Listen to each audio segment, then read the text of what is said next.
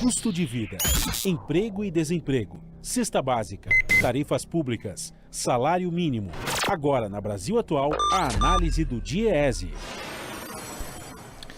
E nós vamos conversar agora com a economista e supervisora do escritório do DIEESE no Distrito Federal, Mariel Angeli Lopes. Bom dia, Mariel.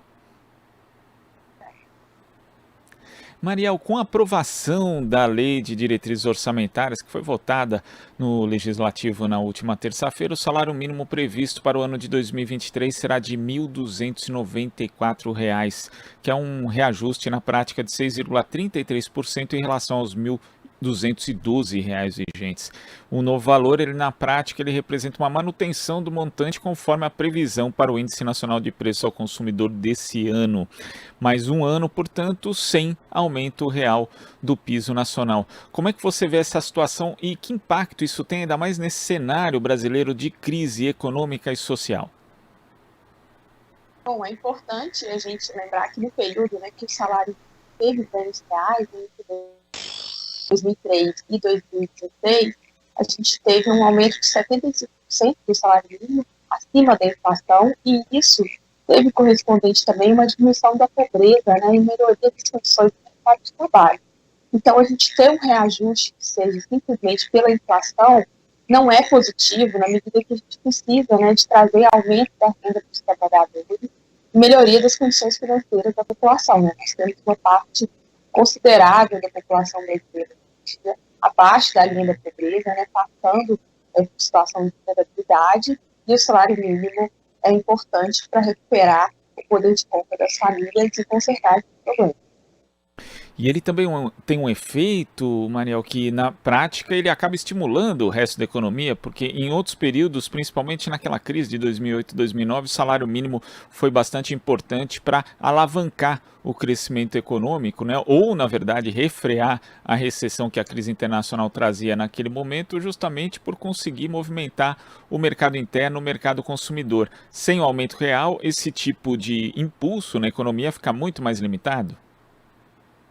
Exatamente, sim. A gente observa, os índices de preços têm subido muito nos últimos dias, No caso da cesta básica, por exemplo, o salário mínimo atualmente mal compra 2 cestas básicas, Então, a população tem muita dificuldade de arcar com essa necessidade com o salário mínimo tão baixo. E a previsão é que essa situação continue em 2023 e a gente continuar com essa proposta atual de reajuste do salário mínimo.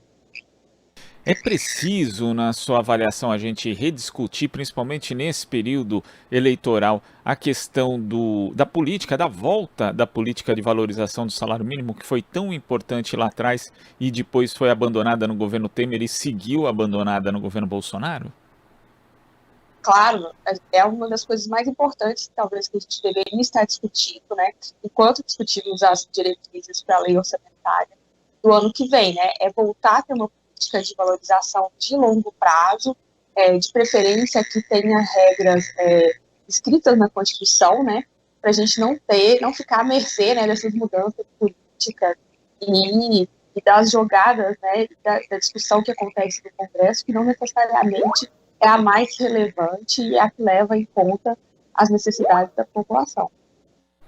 E também existem outros efeitos, não só para questão do salário mínimo, mas também iniciativas que acabam prejudicando ainda mais o trabalhador que ganha menos, Mariel, porque a gente tem aqui, por exemplo, a notícia de que quem ganha um salário mínimo e meio, se não for feita a correção da tabela do imposto de renda, vai passar a pagar imposto de renda no ano que vem, uma situação que foi agravada nos últimos anos, já que não houve a correção da tabela e cada vez mais gente que ganha menos passou a ter que pagar o imposto de renda. Então a gente tem uma conjunção que é muito ruim para o trabalhador que ganha menos?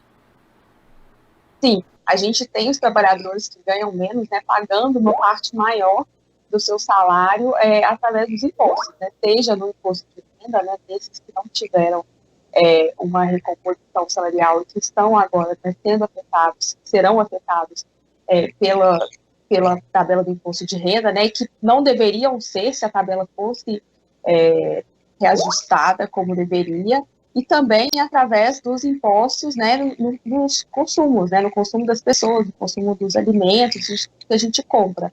a gente sabe que isso tem um impacto maior sobre as pessoas de renda mais baixa, né? E não temos nenhuma indicação de que tem uma vontade política para isso mudar no futuro próximo. Infelizmente. Mariel, muito obrigado pela sua participação aqui no Jornal Brasil Atual e até a próxima. Obrigada. Conversamos aqui com a economista e supervisora do escritório do Diese no Distrito Federal, Mariel Angeli Lopes.